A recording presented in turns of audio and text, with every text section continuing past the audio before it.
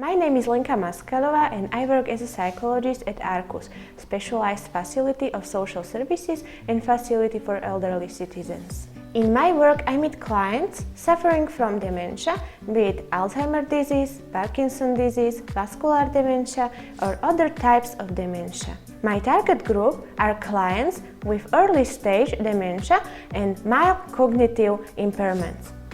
We meet once a week in a small group and together we learn how to work with a computer. The idea is to demonstrate that at any age, in any given situation, there is a possibility to learn something, gain something or do something. Most of the elderly had never used a computer before. It is a new and unique activity for them.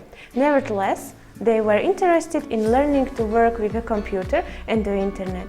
Many of their family members live in a different town or country. Therefore, it was very satisfactory for them to be able to stay in touch with such family members via the internet. I realized that many basic computer manuals are written like school books. Each component of computer is defined. However, with this target group, definition or explanation of what a computer is are not the most efficient way to teach them to use the computer. Dementia patients tend to struggle with orientation in space and time, and it is difficult for them to concentrate on a lengthy and complicated text. Clients with Parkinson's disease have problems with motor activity. It seems that the symptoms of these diseases are contraindications for acquiring computer skills with a manual. In the initial phase, clients with various types of dementia realize that things that used to bring them joy and in which they stood out no longer work. This is demotivating, it makes them sad and often depressed. In my work with clients, I noticed some interesting facts. Working with a computer is a completely new activity for them. That's why they can't compare the skills they have now with the skills they had when they still went to work and took care of their families. The only thing they see is that they can write words and sentences on a keyboard and see them on a screen, which is very difficult and abstract for them. To understand that there is some kinds of storage and email that doesn't need to be written down with a pen. Put it in an envelope with an address on it and send via standard mail with just the hope that the address receives it. It is especially important that clients can focus on what they used to be good at and which they no longer are, and they can focus on the present moment when they can write something or open an app. We often don't realize how we access information or communicate with friends or relatives.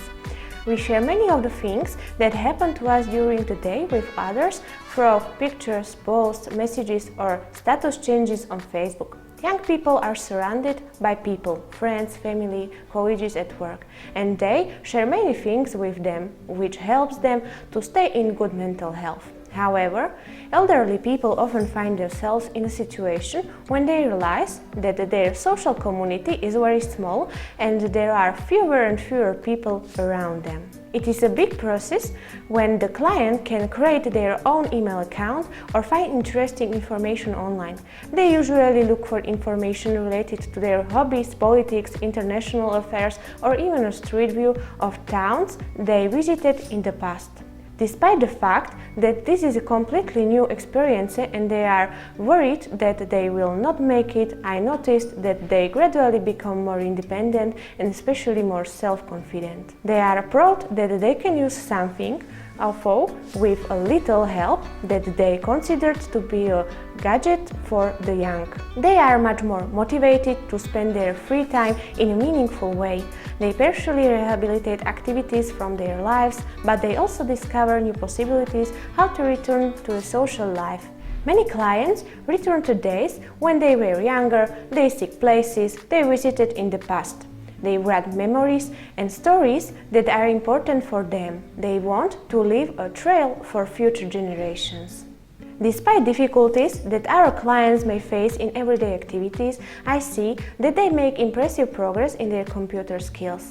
Together, we try to come up with a way how clients from various social services facilities could share their lives online the same way younger people do. For example, by posting pictures from the garden, sharing events or products they work on, sharing tips and recommendations, or simply by sharing their normal day. This sparks interest in their life and they feel that they still have something to offer despite their age.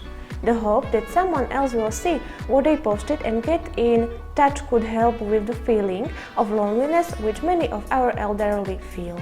I would like to say that sometimes it is just about trying things that you think are impossible. It's not good to judge people with a diagnosis and their skills in an area they have never tried before.